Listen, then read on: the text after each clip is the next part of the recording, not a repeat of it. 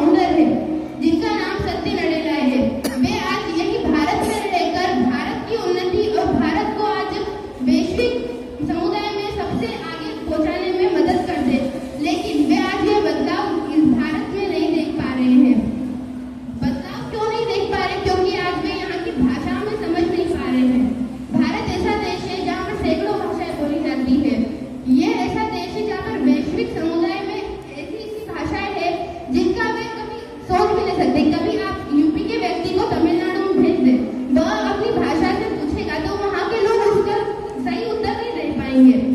वैसे ही यदि वो अंग्रेजी बोलेगा तो हम उसकी बात को समझेंगे। एक उदाहरण है जैसे कि लेक्टोमीटर, यह अंग्रेजी का एक शब्द है। हम इस शब्द को सुन रहे हैं, इसका अर्थ जब हम हिंदी में निकालते हैं तो इसका अर्थ अत्यंत ही बड़ा आता है। इसका अर्थ होता है कि दूध की शुद्धता को मापक करने वाला मापक यंत्र। यह इसका अर्थ है। जब हम हिंदी पढ़ते हैं तो उसके लिए हमें पेन उठाना पड़ता है, उसके लिए हमें लिखना पड़ता है। जब हम इंग्लिश सुनते हैं तो हमें इंग्लिश के लिए पेन उठाने की जरूरत नहीं पड़ती, क्योंकि ये बहुत सरलता और शब्दावली इसकी बहुत ज्यादा सरल है।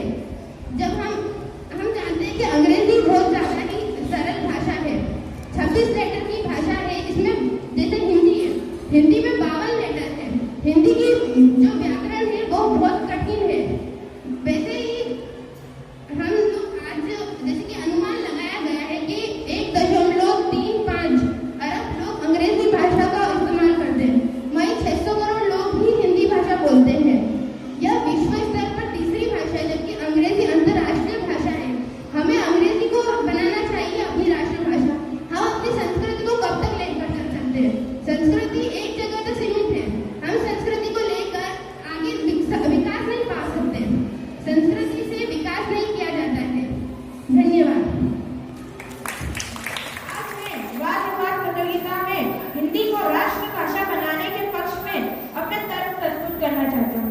हिंदी का इतिहास लगभग 1000 वर्ष प्राचीन है और अपना गूगल ने भी कह दिया है कि प्रत्येक 5 वर्ष में हिंदी बोलने वालों की सामग्री 94% वृद्धि हो रही है। हिंदी के स्वरों में अ से प्रारंभ होते हैं और ज्ञा पर समाप्त होते हैं और इसके तबियत जो भी हिंदी पढ़ता है और बोलता है वह बहुत जल्दी ज्ञानी बन जाता है। हिंदी जन जन की भाषा है। 2011 की जनगणना के अनुसार 60% जनसंख्या भारतीय जनसंख्या हिंदी भाषा का प्रयोग करती है, बल्कि केवल 10% जनसंख्या ही अंग्रेजी भाषा का प्रयोग करती है। हिंदी जन जन की भाषा है। हिंदी हमारे आज इस वाद विवाद की प्रतियोगिता में मैं विपक्ष दल से कुछ अपने विचार व्यक्त करना चाहूंगी। मेरा मानना है कि अंग्रेजी का प्रसार स्वाभाविक रूप से बुरा नहीं है, लेकिन वास्तविकता यह है कि अंग्रेजी भाषा शक्ति की भाषा है। यह कई संस्कृतियाँ साम्राज्यवादी एंथ्रोपोलॉजिकल में लिखी गई है। अंग्रेजी में जो लोग गलतियाँ करते हैं उन्हें देशी भाषा आसानी से समझ आ जाती है। अन्य भाषाओं की अपेक्षा में अंग्रेजी सीखना सरल है। अन्य भाषाओं की अपेक्षा में अंग्रेजी सीखना सरल है और अंग्रेजी एक अंतर्राष्ट्रीय संचार की भाषा है। यह आपको दुनिया के लिए खुला दरवाजा देती है ताकि आप वैश्विक नागरिकों के साथ संवाद कर सकें। और अंग्रेजी दुनिया की पहली लोकप्रिय भाषा है, बोली जाने वाली तीसरी भाषा है। विश्व आर्थिक मंच गणना अनुसार हिंदी 10 शक्तिशाली भाषाओं में से एक है। भारतीय जनगणना अनुसार 60% लोग हिंदी भाषा जानते हैं। हिंदी भाषा का उपयोग करने वाले 1 अरब लोग हैं।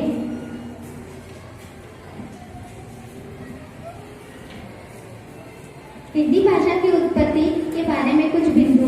हिंदी का संबंध संस्कृत शब्द सिंधु से है। सिंधु का तात्पर्य है कि सागर, जो कि अनंत और अपार है।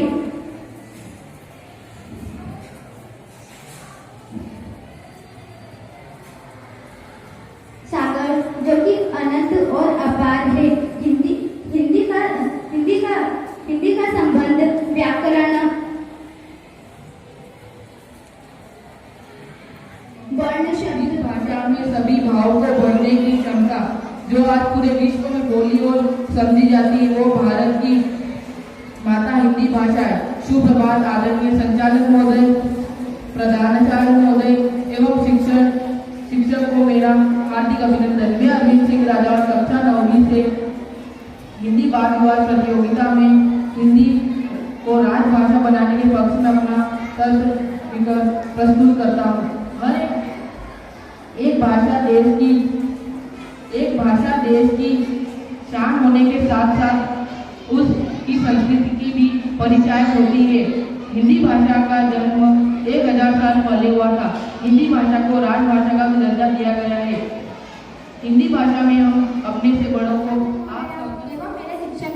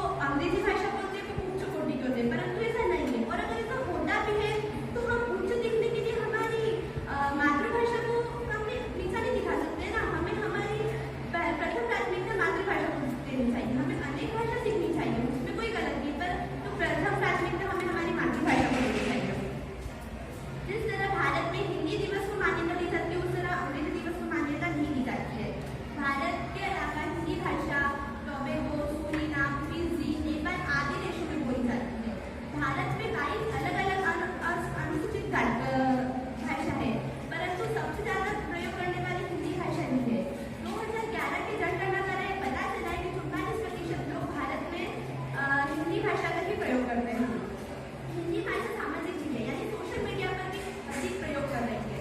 व्हाट्सएप, इंस्टाग्राम, ट्विटर आदि जगह पर हिंदी भाषा का प्रयोग बढ़ता ही जा रहा है। हिंदी वैसे 7 भाषाओं में से एक है जिसका उपयोग web address and web URL बनाने में करता है। हिंदी एक सशक्त भाषा है जिससे यह अवसर, रचनात्मक और एकता की भाषा है।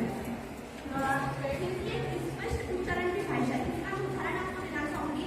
जिस तरह अंग्रेजी में PUT कोड और CUT को कट बोला जाता है, परंतु अगर अंग्रेजी में भी उसका उच्चारण स्पष्ट होता है तो PUT को भी कट बोलना चाहिए, CUT को भी कट बोलना चाहिए। ऐसा अंग्रेजी में नहीं होता है, परंतु हिंदी भाषा में जैसा हम बोलते हैं वैसा ही हम लिखते हैं। मतलब इस बात से साबित होता है कि हिंदी भाषा का उच्चारण स्पष्ट है। अंत में बस मैं यही कहना चाहूंगी कि हिंदी हमारी मातृभाषा और हिंदी पर सभी को गर्व हो, यह हमारी आशा मैं है। विचार व्यक्त करना चाहती हूँ। किसी भी भाषा को सीखना गलत नहीं है, किंतु उस भाषा को सीख जाने के बाद अपनी मातृभाषा को भूल जाना गलत है। अंग्रेजी सीखना अलग बात है, किंतु अंग्रेजी सीख जाने के बाद अपने जीवन में अंग्रेजी को एक सर्वश्रेष्ठ पद देकर हिंदी को नीचा दिखाना या हिंदी को छोटी भाषा समझना गलत है। अगर आप किसी भाषा को छोटा कहते हैं तो आप उसकी इतिहास, उसके साहित्य को छोटा कहते हैं, उसे बोलने वाले इतिहास पुरुषों को छोटा कहते हैं, उस कुल में जन्मे विलक्षण महिलाओं को छोटा कहते हैं, इन सबको छोटा कह देते हैं। हम सब हिंदी और अवधी बोलते हैं, ये दोनों हमारी मातृभाषा है। अगर कोई हिंदी और अवधी पर कीचड़ उछालता है तो उसके छींटे हमारे पूर्वज तुलसीदास पर भी पड़ते हैं, दिनकर और महादेवी वर्मा पर भी पड़ते हैं। आप अगर हमारे हिंदी और अवधी बोलने वाले पर कीचड़ उछालते हैं तो आप इन सबके विभक्तियों की कीर्ति को, महान विभूतियों की कीर्ति को मिला करते हैं, जैसे कि अब्दुल कलाम, लाल बहादुर शास्त्री, ये सब हिंदी बोलने वाले थे।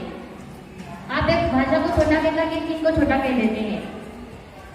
मेरा यह मानना है कि अपनी विश्व की सभी भाषाओं को अपना एक महत्व होता है, अपनी एक संस्कृति होती है। मैं सभी का सम्मान करती हूँ, सबको प्रणाम करती हूँ, पर यह कहाँ लिखा गया है कि मैं अपनी संस्कृति, अपनी भाषा को बड़ा बनाने के लिए आपकी भाषा, आपकी संस्कृति को छोटा सिद्ध करूँ। इसके लिए मैं आपको स्वामी विवेकानंद जी का एक किस्सा सुनाना चाहती हूँ। 1899 में जब स्वामी विवेकानंद अमेरिका जाते हैं तब वह एक अमेरिकन व्यक्ति से मिलते हैं, तो वह उनसे पूछता है, how are you Swami ji? तो स्वामी जी उत्तर देते हुए कहते हैं कि मैं अच्छा हूँ। तब वह अमेरिकन को लगता है कि स्वामी जी अंग्रेजी नहीं जानते हैं। तब वह पूछता है कि आपको यहाँ पर आकर कैसा लगा? तो स्वामी जी उत्तर देते हुए कहते हैं, I am feeling good, your country is beautiful.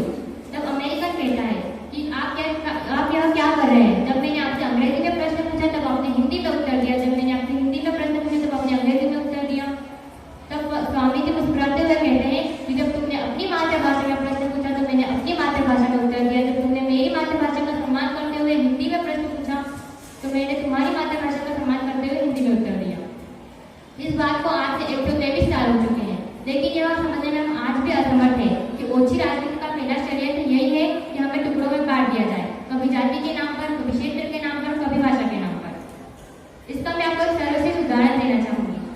हम सब विद्यालय में पढ़ते हैं। हमारे विद्यालय के सारे बच्चों को अगर एक कक्षा में इकट्ठा कर दिया जाए तो उन्हें संभालना आसान नहीं होता, किंतु उन्हें अलग अलग सेक्शन में बांट दिया जाए तो उन्हें संभालना आसान हो जाता है। यह विद्यालय में तो सही है, किंतु यह लोकतंत्र में गलत है। अब यह हमें तय करना है कि हमें लोकतंत्र की इस निहित स्वार्थों की भेंट चढ़ जाना है, बढ़ जाना है, कट जाना है या फिर क्या जाना है।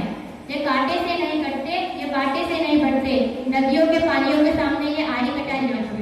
इंग्लिश एक अंग्रेजी एक ऐसी भाषा है जिसने हमारे देश की संस्कृति को हमारे देश में ही नहीं अपितु विदेशों में भी महत्व दिलाया है। इसका उदाहरण से ले सकते हैं कि आज हमारे देश की एक संस्था है जिसका नाम ISKCON है। वो संस्था के विश्व भर में कम से कम 8.5 कृष्ण मंदिर है। वो संस्था हमारे देश की ना सिर्फ देश की संस्कृति फैलाना काम करती है, साथ ही वो हमारे देश के कई महान ग्रंथ जैसे गीता, महाभारत और ना जाने कितने ग्रंथ जिनको विदेशी भाषाओं में ट्रांसलेट कर अनुवाद कर विदेशों में प्रस्तुत करती है। उससे अगर हमारे देश की गलत, अगर हमारे देश की भाषा में देश में रहते शायद उनको कुछ उपयोग ना हो पाता, पर विदेश में वो गलत जा रहे हैं, विदेश के लोग उनको अपना रहे हैं और हमारी संस्कृति आगे बढ़ रही है। दूसरी बात मैं आपको बताना चाहता हूँ कि अगर आज भारत में विदेशी भाषा अंग्रेजी को महत्व नहीं दिया जाता तो शायद ही हमारे भारत मूल का एक व्यक्ति जिसका नाम ऋषि सुनक है वो आज ब्रिटेन में प्रधानमंत्री ना होता। उसका कारण ये है कि अगर उनके माता पिता 80 के दशक में विदेश व्यापार करने नहीं जाते तो शायद ही वो वहाँ के प्रधानमंत्री होते। और दूसरा उदाहरण आपको बताना चाहता हूँ सुंदर पिचाई का। वे भारत में जन्मे एक व्यक्ति हैं जो आज विश्व की सबसे बड़ी कंपनी जिसका नाम गूगल है उसके CEO है। मैं तीसरी बात रखना चाहता हूँ कि भारत के कई बड़े बड़े क्रांतिवीर जैसे हम ले लें भगत सिंह गांधी जी, वे खुद अंग्रेजी भाषा का उपयोग करते थे। गांधी जी खुद अंग्रेजी अखबार ट्रिब्यूट के संपादक रह चुके हैं। भगत सिंह जब भी अपनी बात अंग्रेजों को रखते थे वे सब अंग्रेजी भाषा में अपनी बात अंग्रेजों के समक्ष रखते थे। तीसरी बात मैं आपको बताना चाहता हूँ कि भारत के 36% भारतीय जो हैं वो नासा इंस्टीट्यूशन जो अमेरिका की एक जानी मानी और विश्व की जानी मानी इंस्टीट्यूशन है वहाँ पर वे कार्यरत हैं। 36% भारतीय, 38% डॉक्टर जो है अमेरिका के वो भारतीय हैं, 12% वैज्ञानिक अमेरिका के वे भी भारतीय हैं। आज हम देखिए अगर कोई भी स्पेस क्राफ्ट अगर लॉन्च होता है भारत का अमेरिका का तो उसमें 38% योगदान उसमें भारतीय का होता है। कोई भी चिकित्सक क्षेत्र में देखें अमेरिका में तो वहाँ पे 36% भारतीय डॉक्टर हैं। मैं तीसरी बात इससे चौथी बात पांचवी बात जो भी है उससे इसलिए कहना चाहता हूँ कि अगर मान लीजिए भारत में अगर 80 से 90% लोगों को अंग्रेजी आती है या फिर वो अंग्रेजी भाषा को समझ सकते हैं, पढ़ सकते हैं, बोल सकते, सुन सकते हैं तो वे लोग जो है उनकी बात जो रहेगी वो दूसरे तक रख भी सकते हैं। साथ ही साथ विदेशी कंपनियां, बड़ी बड़ी कंपनियां, बड़ी बड़ी इंस्टीट्यूशन वो हमारे देश में आके निवेश करेंगी, इससे हमारे देश की तरक्की होगी। और बड़ी बड़ी कंपनियां जैसे हमारे देश में निवेश करेगी तो उससे हमारे देश का बेरोजगारी कम होगी। देश में ना जाने कितने ऐसे लोग हैं जो पिछड़े हैं वो आगे हो जाएंगे और ना जाने कितनी ऐसी देश के विकास में जो बाधाएं आ रही है वो हट जाएंगी। हिंदी भाषा है ब्रज भाषा, बोलने में लगे महान। आओ हम सब मिलकर करें हिंदी भाषा को बारंबार बनाओ। आओ हम सब मिलकर करें हिंदी भाषा को बारंबार बनाओ। प्रस्तुत पंक्तियों के साथ में आचल पटेल यहाँ उपस्थित सभी लोगों को नमन करती हूँ। आदरणीय संचालक महोदय, प्राचार्य महोदय एवं शिक्षक को मैं धन्यवाद देना चाहती हूँ कि मुझे आज वादविवाद प्रतियोगिता में अपना पक्ष रखने का अवसर दिया। नमस्ते।